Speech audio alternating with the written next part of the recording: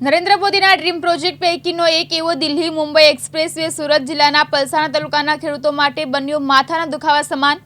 Express હાઈવેના કારણે વરસાદી પાણી ખેતરોમાં ભરાઈ જતા ખેડૂતોનો ઊભો પાક થયો છે નષ્ટ। ખેડૂતોને પડતી હાલાકીને લઈ ધારાસભ્યના અધ્યક્ષતામાં એક અગત્યની બેઠક યોજાઈ। પલસાણા તાલુકાના ગાંગપુર ગામે રહેતા ભીખુભાઈ પટેલ ખેતી કરી પોતાનું ગુજરાન ચલાવે છે। તેમની પાસે 7 વીઘા જમીન છે। ભીખુભાઈ શેરડી તેમજ બાગાયતી પાકની ખેતી કરે છે।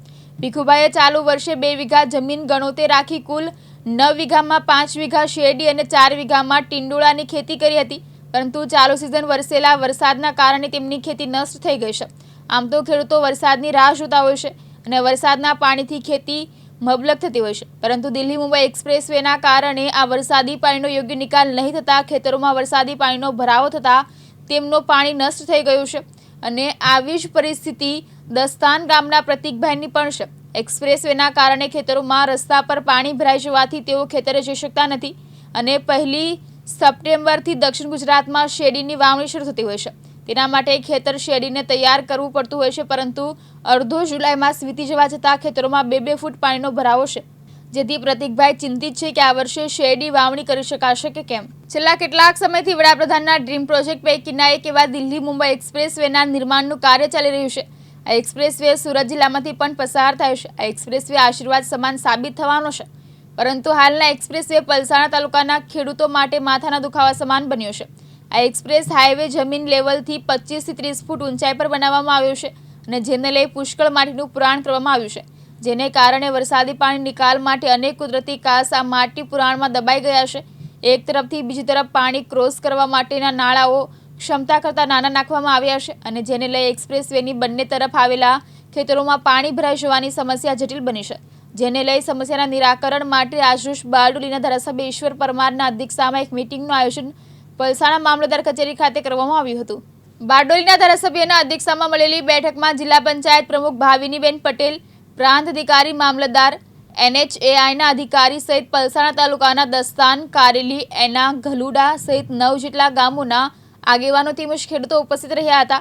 ખેડૂતોએ ધારાસભ્ય અને જિલ્લા પંચાયત પ્રમુખની હાજરીમાં પોતાને પડી રહેલી હાલાકીને લઈ રજૂઆત કરી હતી।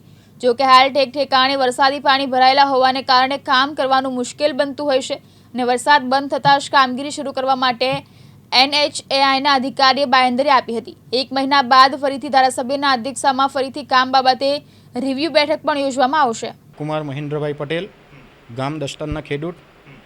અમારા દસ્તાન ગામમાંથી એક્સપ્રેસ વે સંપાદન થયું છે અમારી જમીનની અંદરથી। અમારા જમીનનો જૂનો રસ્તો જે હતો તે આજની તારીખે હાલ બંધ થઈ ગયો છે। તે ચાલુ કરવા બાબતે અમે NHI ઓફિસની અંદર અમે દસ્તાન ગ્રામ પંચાયતના લેટર પેડ પર અમે અરજી આપી છે। અમે NHIની અંદર લેટર પેડ આપવા ગયા હતા, તે લોકો અમે 14 તારીખનું અમને રિસીવર મળ્યું છે। રિસીવર મળ્યા બાદ અમે પાછા 3 દિવસ બાદ ગયા તો એ લોકો અમને એવું કહે NHI ઓફિસવાળા કે ભાઈ તમારી રિસીવર અમને તમારી જે અરજી છે તે અમને 18 તારીખે મળી છે। આવી રીતે અમને ખેડૂત લોકોને ખૂબ હેરાન કરે છે NHI ઓફિસવાળા।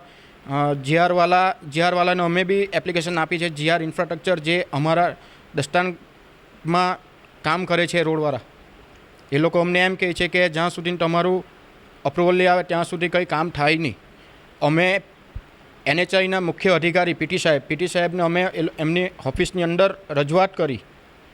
સાહેબે જીઆરના જે પ્રોજેક્ટ ડાયરેક્ટર પ્રોજેક્ટ મેનેજર છે એમનું નામ મંગલેશ પાંડે છે, એમને ફોન કર્યો હતો ઓફિસમાંથી। મંગલેશભાઈને કહ્યું હતું કે તમે જે કોઈ બી તમારાથી કંઈ થાય કે ભાઈ કપચા બી લાખી આપો તો ખેડૂત સરળ રીતે જઈ શકે। હવે અમારી સપ્ટેમ્બર 1 તારીખે અમારે શેરડીનું વાવેતર કરવાનું, અમે કેવી રીતે અંદર જઈશું અમારા ટ્રેક્ટર લઈને, અમારી શેરડીનું કટિંગ આવે તો અમારા શેરડીના ટ્રેક્ટર કેવી રીતે કાઢશું। અમે બધી ટોટલી રજૂઆત કરી છે NHI ઓફિસની અંદર, જીઆરવાલાને બધે અમે અમારી રજૂઆત કરી છે, પણ આજની તારીખ સુધી અમને કોઈ સાંભળતું નથી। પાણી ભરાવાનું કારણ એટલું જ છે કે મોટા પાયે મોટો રસ્તો હાઈવે બની ગયો છે અને હાઈવેની નીચે એ લોકોએ ગટર બનાવી છે। ગટરનું પાણી સીધી રીતે નીકળતું નથી કોઈ રીતે, તો બધું પાણી ગટરનું જે બનાવી છે એ લોકો જીઆરવાળાએ ગટર તે બધું પાણી ખેતરની અંદર બેક મારે છે। આજ રોજ પલસાણા મામલતદાર કચેરી ખાતે દિલ્હી મુંબઈ એક્સપ્રેસ વેના અધિકારીઓ, આસિસ્ટન્ટ એન્જિનિયર આકૃતિ ગુપ્તાજી, અમારા જિલ્લા પંચાયતના પ્રમુખ ભાવિનીબેન પટેલ, અમારા સંગઠનના આગેવાનશ્રીઓ, દસ્તાન, કારેલી, ટુંડી, સિયોદ, પૂણી, એના, ઢમળોદ, ગઢુલાના ખેડૂત આગેવાનો, એમની જોડે આજે આ ચોમાસા દરમિયાન જે વધુ વરસાદ પડવાના કારણે ખેતીવાડીમાં જે પાણી ભરાયા હતા એ પાણીના નિકાલ માટે અને ખેડૂતોને પોતાના ખેતર સુધી પહોંચવા માટેના જે રસ્તાના કામો કરવાના બાકી છે એના માટે અનેક પ્રકારની ચર્ચાઓ કરી છે અને આવનારા ખૂબ ટૂંકા સમયમાં આ ખેડૂતો પોતાના ખેતર સુધી જઈ શકે, ખેતરમાં જે વરસાદનું પાણી ભરાયું હોય એ ખૂબ ટૂંકા સમયમાં એ ખેતરમાંથી પાણીનો નિકાલ થાય એ માટે અહીં ગામ દીઠના 2 પ્રતિનિધિ અને 1 અધિકારી એમ અમોએ ગત શનિવારે મિટિંગ કરી હતી અને એની રિવ્યૂ મિટિંગ આજરોજ બુધવારે જાહેર રજા હોવા છતાં પણ અનેક વિભાગ જરૂરી જે વિભાગની કામગીરી હતી એ વિભાગના અધિકારીઓ પણ ઉપસ્થિત રહ્યા હતા. કામરેજ પ્રાંતશ્રી, પલસાણા મામલતદારશ્રી, ગુજરાત ગેસના જે કંઈ પ્રશ્નો હતા એમના અધિકારીઓને પણ આજે હાજર રાખવામાં આવ્યા હતા અને મેં કહ્યું તેમ દસ્તાન, કારેલી, ટુંડી, એના, ઢાંભળોદ, ગઢુલા, સિયોદ, પૂણી આમ 7 થી 8 ગામોના ખેડૂતોનો જે કંઈ પ્રશ્ન હતો એને આવનારા ખૂબ ટૂંકા સમયમાં એ પ્રશ્નનો નિરાકરણ લાવવા માટે અને ખેડૂતોને કોઈપણ જાતની તકલીફ ન પડે એવી જે કંઈક સમસ્યા છે એ સમસ્યાનો ઉકેલ લાવવા માટે આવનારા ખૂબ ટૂંકા સમયમાં આ જે કંઈક પડતર પ્રશ્નો છે એ પ્રશ્નો પૂર્ણ થશે એની ખાતરી વિભાગના દિલ્હી મુંબઈ એક્સપ્રેસવેના અધિકારીશ્રીઓ, કામ કરતી એજન્સીઓએ આપી છે અને અમે આ કામનું આવનારા 15 દિવસમાં ફરી પણ રિવ્યૂ લેશું. 1 સપ્ટેમ્બરથી કે જે ખેડૂતો શેરડી રોપે છે 1 સપ્ટેમ્બરના રોજ, એટલે 1 સપ્ટેમ્બર પહેલાં દરેક ખેડૂતો એમની ખેતરે જઈ શકે એ માટેની સુવિધા. જે જૂના પ્રશ્નો હતા એ તો પ્રશ્ન સોલ્વ થશે જ, પણ આજે જે કંઈક નવા પ્રશ્નો ઉપસ્થિત થયા છે એનો પણ આવનારા સમયમાં અમે સૌ સાથે મળીને એ પ્રશ્નોનું નિરાકરણ કરશું અને આજે ખૂબ જ સરસ રીતે ખેડૂતોએ પણ એમની રજૂઆત કરી છે અને એક્સપ્રેસવેના અધિકારી અને કામ કરતી એજન્સીઓ પણ એમના કામો સ્વીકાર્યા છે અને સુખદ નિરાકરણ આવે એ પ્રમાણેની આજની મિટિંગ સુંદર રીતે પૂર્ણ થઈ છે. પટેલ, જી કયું ગામ અંકલ? મુકામ ગાંગપુર, તાલુકા પલસાણા. શું સમસ્યા થઈ છે આપની સાથે? મારા ખેતરમાંથી પાણી નીકળતું નથી અને તેને લીધે મારા પાક નાશ પામ્યો છે. પાકમાં ગરોળીનો માંડવો છે અને શેરડી છે એ સંપૂર્ણ નાશ પામી ગઈ છે. શેના કારણે નથી નીકળતું ને પાણી ક્યાંથી આવે? એ આ જે હાઈવે બને છે એને ગરનાળું રાખેલું છે પણ માટી ધસી જવાથી ગરનાળું ચોકઅપ થઈ ગયું અને જેને લીધે મારા ખેતરમાંથી પાણી નીકળતું નથી. કેટલા વીંગા ખેતર? મારું 7 વીંગાનું ખેતર છે, 4 વીંગા શેરડી છે અને 5 વીંગા ગરોળી છે.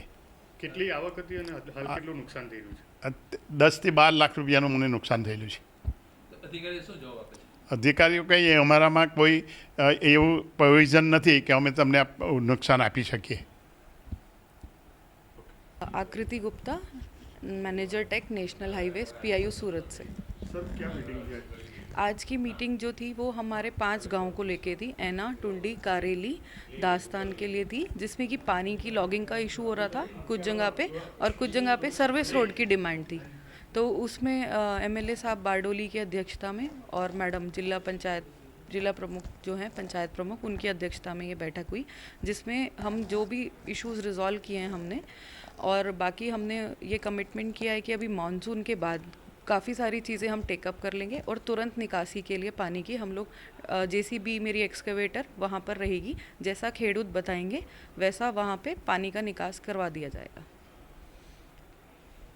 रमेश खंभाती, दिव्यांग न्यूज़, पलसाना, सूरत.